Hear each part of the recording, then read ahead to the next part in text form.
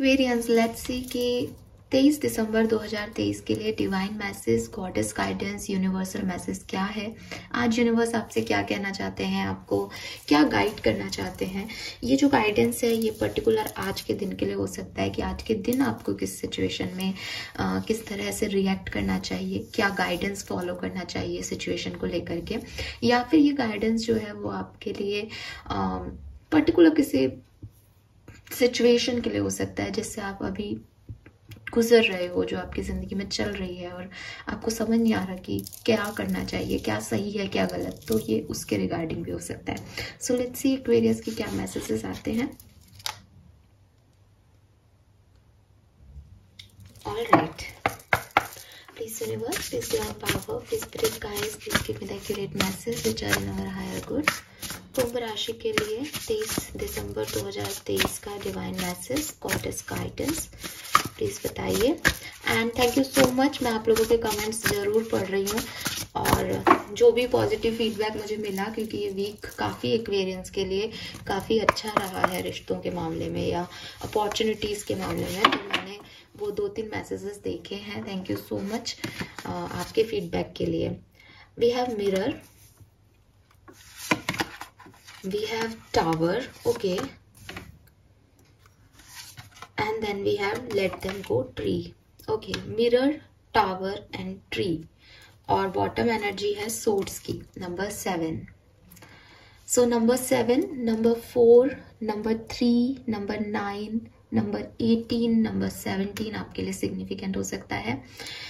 Number 8 भी significant हो सकता है। एंड मार्च, अप्रैल, जुलाई, अगस्त और सितंबर का महीना सिग्निफिकेंट रहा हो पिछले साल का, ऐसा भी हो सकता है। और मई भी मुझे यहाँ पे दिखता है।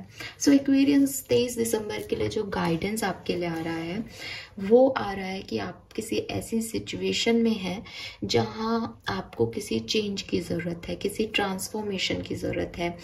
आपको 55, 555 नंबर अगर बहुत दिख रहे हैं तो आप प्लीज़ मेरी ये बात मानिए, ये ना बात उन एक्वेरियंस के लिए बिल्कुल 101% है।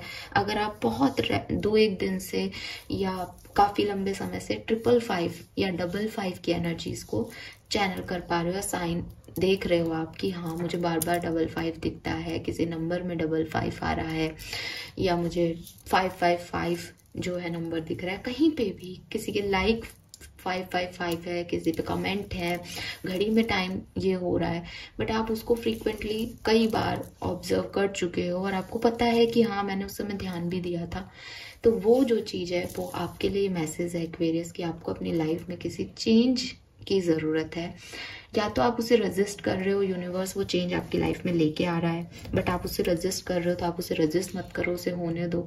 ऐसा भी हो सकता है कि शायद वो चेंज आपको लाना है अपनी लाइफ में, अपने बिहेवियर में, अपनी सिचुएशन में, बट आप वो नहीं कर पा रहे हो, तो वो चीज़ आगे नहीं बढ़ पा रही है। तो यहाँ किसी चेंज की रिक्वायरमेंट है कुछ लोगों को। अगर हम कार्ड बाय कार्ड मैसेजेस पे जाएं तो देखिए पहला कार्ड जो है वो मिरर की एनर्जी दे रहा है। मिरर की एनर्जी पूरी तरीके से आपकी फिजिकल फिटनेस, आपकी फिजिकल बॉडी की एनर्जी दे रहा है कहीं ना कहीं।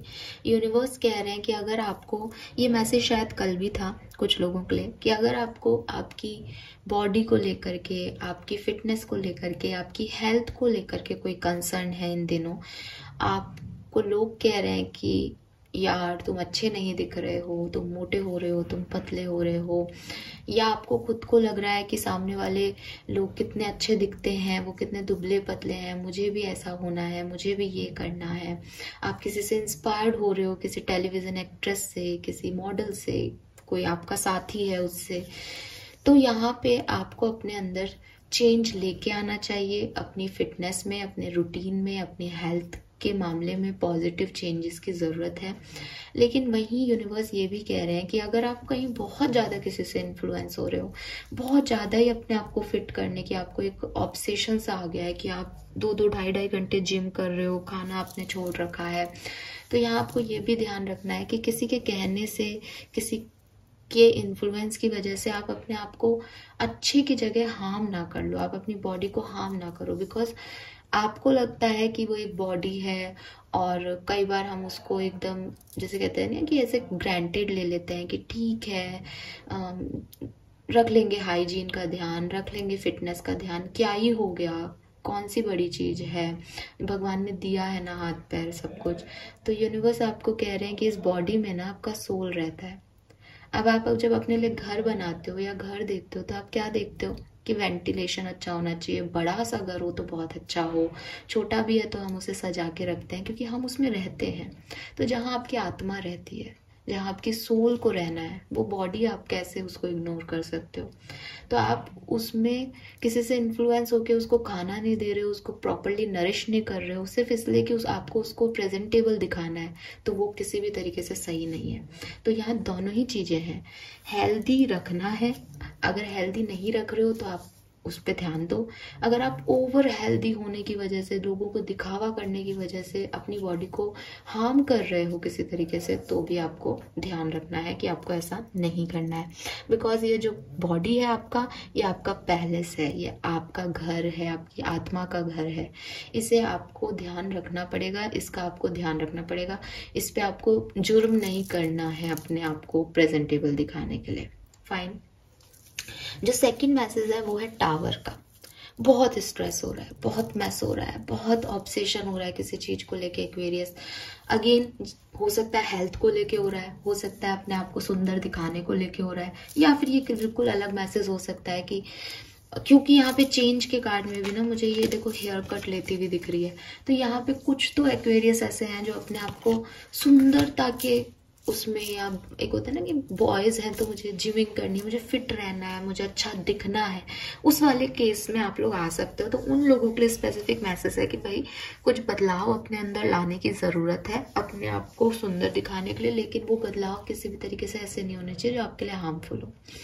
दूसरी चीज़, अगर और कोई मैच चल रहा है लाइफ में, और कोई ऐसी सिचुएशन है जो कंटिन्यूसली दिमाग में एक स्टकनेस बनाए हुए है जिसकी वजह से कहीं आगे नहीं बढ़ रहा है एक्वेरियंस, तो थोड़ा सा रिलैक्स होने की ज़रूरत है, थोड़ा सा मेडिटेशन करने की ज़रूरत है। अगर आप मेडिटेशन नहीं करते हो, कल ही मैंने न्यूज़पेपर में एक आर्टिकल पढ़ा, 21 मिनट का मेडिटेशन डेली सफिशिएंट है हर इंसान के लिए। अगर हम 24 घंटे में से 21 मिनट डेली एक एक चक्रा पे काम करते हैं, तो हम एक हेल्दी बॉडी और एक खुश मिजाज इंसान जो है, एक इंडिविजुअलिटी जो है, जो हैप्पी रह सकती है हर तरह के सर्कमस्टेंसेस में, ऐसी व्यक्ति को हम क्रिएट कर सकते हैं डेली प्रैक्टिस से। मुझे नहीं पता कि वो रिसर्चेस ने किस तरह से अपना डेटा लिया और क्या बनाया, बट मैंने ये आर्टिकल पढ़ा था तो मैं आपसे शेयर कर रही हूँ कि सिर्फ 21 मिनट आपको देने हैं, और आप अपन करके देख सकते हैं। मतलब मैं भी मेडिटेशन करती हूँ, और जब मैंने शुरुआत की थी तो मुझे नहीं था कि भाई ये क्या है क्या नहीं, और इतना पता भी नहीं होता। बट किसी भी चीज़ की शुरुआत के लिए ना बस एक ही चीज़ चाहिए होती है, फेथ, कि यार करके देखते हैं, बुराई क्या है। 24 घंटे में से अगर मैंने 21 मिनट मेडिटेशन में दे दिया, मैं शांति से बैठी हूँ, शांत मन से, या लेटी हूँ, तो क्या प्रॉब्लम है उसमें। मैंने अपने साथ टाइम स्पेंड किया 21 मिनट का, अपना मेरा दिमाग जो इतना ओवर सोचता रहता है वो शांत हुआ, इसमें कोई गलत तो है ही नहीं ना। तो आप भी इसको प्रैक्टिस में डालिए। नया साल आने वाला है, नए साल से 21 मिनट का मेडिटेशन डेली अपनी प्रैक्टिस बना लीजिए कि मुझे मेडिटेशन करना है। अब कई लोग पता है क्या होता है कि कहीं पे भी बैठ जाते हैं, तो थोड़ा सा बस ये है कि मेडिटेशन करते हुए अपने आसपास की जगह को थोड़ा साफ कर लो, धूप से जो है उस जगह को क्लींस कर लो।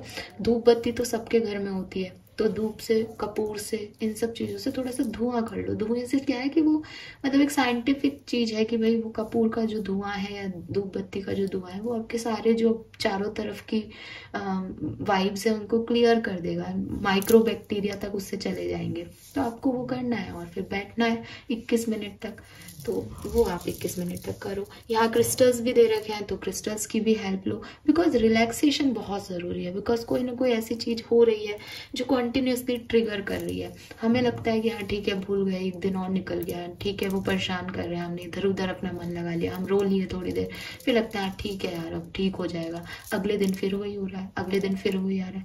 तो इस चीज़ से आपको निकलना पड़ेगा।